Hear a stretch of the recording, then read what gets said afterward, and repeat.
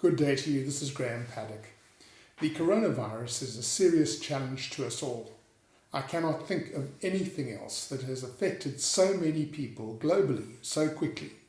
We don't know how long it will last, whether it will clear up soon, as the UK government and others expect, or whether it will affect countries in waves, reducing in intensity as we gear up to deal with it. The CSIS has put out two very good documents, a directive and a response plan, which you can download from www.csis.org.za. The one is suggestions for schemes, and the other explains how the CSIS services will be affected during this crisis.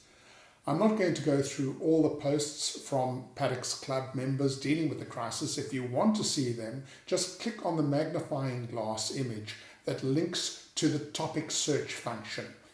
If you type in COVID, C-O-V-I-D, into the keyword field and make sure that you have the discussion forum ticked as one of your search areas, then when you click search, it will bring up a list of all the postings with that phrase in them. In times of crisis, we are all under increased stress, and we must take that into account. There are a few particular areas I'd like to look at very quickly. Firstly, working at home.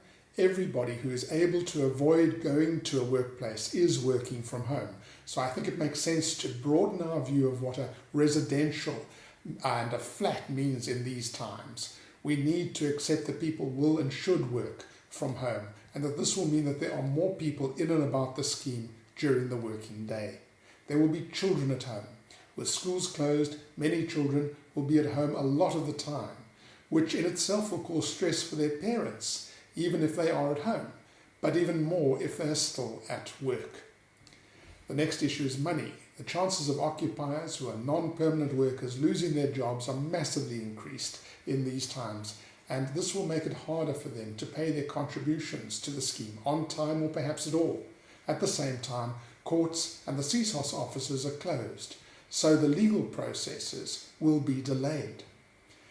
Remote meetings. The scheme still needs to be administered, so trustees and managing agents need to pay attention to its affairs without putting themselves at unnecessary risk. Some trustees and owners may need support using online meeting tools such as WhatsApp or Zoom, but my impression is that most of them are open to using their telephones and computers to participate remotely. And one can handle voting online. All of this can be done. The next issue is hygiene. Keeping the buildings safe may now require regularly disinfecting any controls that people need to touch as they move in and around the buildings, such as lift buttons, fingerprint recognition pads, etc. If a scheme employs any permanent staff who will still be coming into work, then appropriate hygiene routines will have to be created and implemented. Finally, let's talk briefly about the rules of the scheme. It's tempting to think, well, this is a crisis, the rules don't apply. Well, we know that's not the case, but at the same time, if the strict requirement of the rules put people at risk of infection, no sensible person would follow that course. That doesn't mean none of the rules apply. It means if a particular action is, in your sensible view, not safe, then don't take it. Please bear in mind that the rules do allow remote voting and attendance at both trustee and owner meetings.